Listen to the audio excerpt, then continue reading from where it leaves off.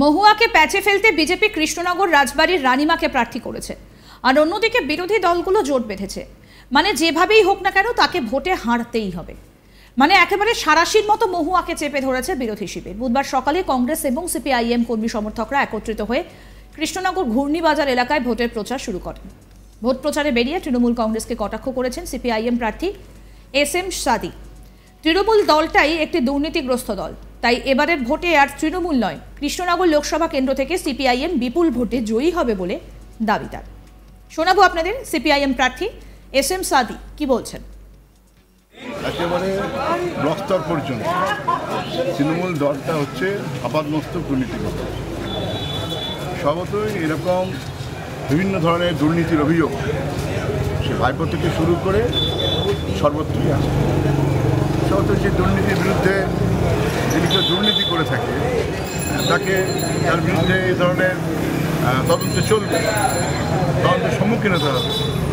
আর আমাদের যে লড়াই, সে লড়াইটা হচ্ছে নীতিগত লড়াই। আমাদের রাজ্যে আমরা বাম গণতান্ত্রিক ধর্মনিরপেক্ষ শক্তির পক্ষে বামপন্থীরা এবং জাতীয় কংগ্রেস বিজেপিকে পরাস্ত করো, তৃণমূলকে পরাস্ত করো এই স্লোগান দিয়ে রুটি রুজি কাজ কাম, তার সঙ্গে হচ্ছে মজুরি, তার সঙ্গে হচ্ছে সমৃদ্ধি, তার সঙ্গে হচ্ছে আমাদের দেশের যে সংবিধান রক্ষা করা হয়েছে সেই তার যে লড়াই, যে আহ্বান আমাদের রাজ্যে আমরা দিয়েছি, আমরা সেই সামনে রেখেই প্রচার করি। সামনে যারা কারা আছেন, কে কোথায় গ্রেপ্তার হচ্ছেন, কে কোথায় পালিয়ে বেড়াবেন, কে কোথায় লুকিয়ে বেড়াবেন, কার বাড়ির দরজায় সিবিআই ইডি নাড়া দিচ্ছে, এগুলো আমাদের কাছে যে যেরকম তার সেরকমই সেরকম।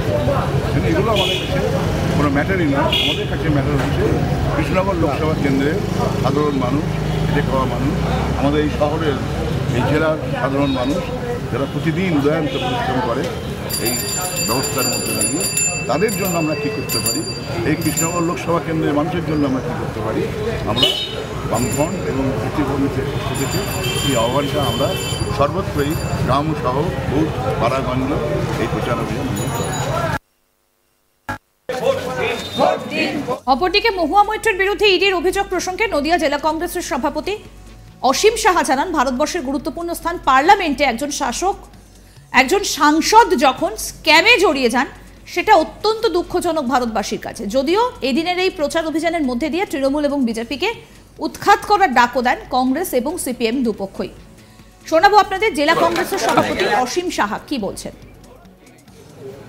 এটা তো আইনগত প্রসেস চলছে, সে আইনগত প্রসেসে যদি কেউ দুর্নীতিগ্রস্ত হয় সেক্ষেত্রে তার বিরুদ্ধে তো প্রসিডিং স্টার্ট করতেই পারে। সেই প্রসিডিংটাকে মেনে রেখেই হাইকোর্টে মামলা হচ্ছে, ইডি এটাকে তদন্ত করছে এবং তার বিরুদ্ধে যে সমস্ত স্ক্যাম, সেই স্ক্যামগুলো আদৌ কতটা সঠিক সেটা নিশ্চয়ই, এটা তো দায়িত্ব যে কোনো ভারতবাসীর পক্ষে। এটা অত্যন্ত দুঃখজনক যে একজন সাংসদ, ভারতবর্ষের সব থেকে যে আমরা পবিত্র স্থান মনে করি রাজনৈতিক, সেটা হচ্ছে পার্লামেন্ট।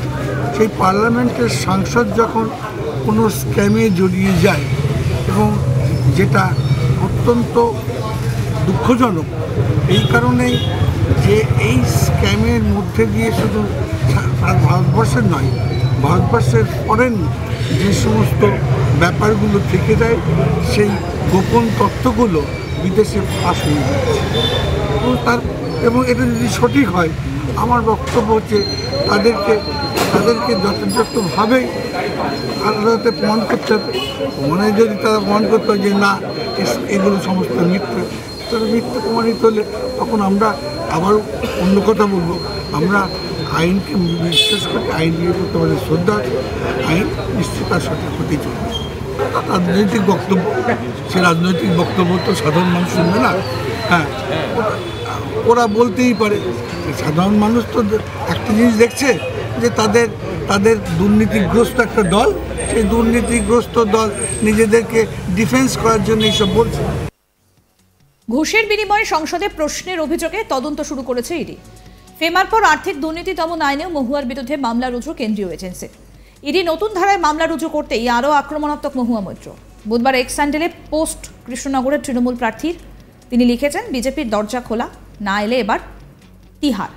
বিদেশি মুদ্রা লেনদেন সংক্রান্ত মামলায় 28 মার্চ মহুয়া মৈত্রকে দিল্লিতে তলব করে ইডি। এর আগেও দুবার মহুয়া মৈত্রকে তলব করেছিল ইডি।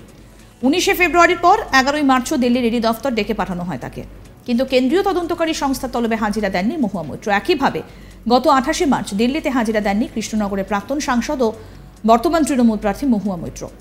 ইডির তলবের দিনে যথারীতি প্রচার সারেন নিজের লোকসভা কেন্দ্রে। এই আবহে এবার কৃষ্ণনগরের তৃণমূল প্রার্থী মহুয়া মৈত্রের বিরুদ্ধে বেআইনি আর্থিক লেনদেনের অভিযোগে ইডি আরও মামলা দায়ের করেছে। ফেমার পরে পিএমএল এর ধারায় মামলা দায়ের করা নিয়ে বিজেপিকে নিশানা করেছেন মহুয়া মৈত্র।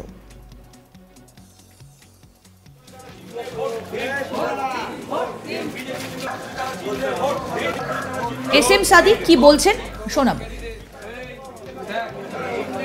একেবারে ব্লক স্তর পর্যন্ত তৃণমূল দলটা হচ্ছে আপাদমস্তক দুর্নীতিগ্রস্ত। স্বভাবতই এরকম বিভিন্ন ধরনের দুর্নীতির অভিযোগ সে ভাইপো থেকে শুরু করে সর্বত্রই আছে। স্বভাবতই সেই দুর্নীতির বিরুদ্ধে যিনি কেউ দুর্নীতি করে থাকে তার বিরুদ্ধে এই ধরনের তদন্ত চলবে, তদন্তের সম্মুখীন হতে হবে। আর আমাদের যে লড়াই, সে লড়াইটা হচ্ছে নীতিগত লড়াই। আমাদের রাজ্যে আমরা বাম গণতান্ত্রিক ধর্মনিরপেক্ষ শক্তির পক্ষে বামপন্থীরা এবং জাতীয় কংগ্রেস বিজেপিকে পরাস্ত করো, তৃণমূলকে পরাস্ত করো, এই স্লোগান দিয়ে রুটি রুজি কাজ কাম, তার সঙ্গে হচ্ছে মজুরি, তার সঙ্গে হচ্ছে সমৃদ্ধি, তার সঙ্গে হচ্ছে আমাদের দেশের যে সংবিধান রক্ষা করা হয়েছে সেই তার যে লড়াই, যে আহ্বান আমাদের রাজ্যে আমরা দিয়েছি, আমরা সেই সামনে রেখেই প্রচার করি। কিন্তু সামনে যারা কারা আছেন, কে কোথায় গ্রেপ্তার হচ্ছেন, কে কোথায় পালিয়ে বেড়াবেন, কে কোথায় লুকিয়ে বেড়াবেন, কার বাড়ির দরজায় সিবিআই ইডি নাড়া দিচ্ছে, এগুলো আমাদের কাছে যে যেরকম তার সেরকমই সেরকম। কিন্তু এগুলো আমাদের কাছে কোনো ম্যাটারই না। আমাদের কাছে ম্যাটার হচ্ছে কৃষ্ণনগর লোকসভা কেন্দ্রের সাধারণ মানুষ, খেটে খাওয়া মানুষ, আমাদের এই শহরের এই জেলার সাধারণ মানুষ যারা প্রতিদিন উদয়ান্ত পরিশ্রম করে এই ব্যবস্থার মধ্যে দাঁড়িয়ে, তাদের জন্য আমরা কী করতে পারি, এই কৃষ্ণনগর লোকসভা কেন্দ্রের মানুষের জন্য আমরা কী করতে পারি, আমরা বামফ্রন্ট এবং প্রতিবন্ধীদের পক্ষ থেকে এই আহ্বানটা আমরা সর্বত্রই গ্রাম শহর বুথ পাড়াগঞ্জ এই প্রচার অভিযান একেবারে।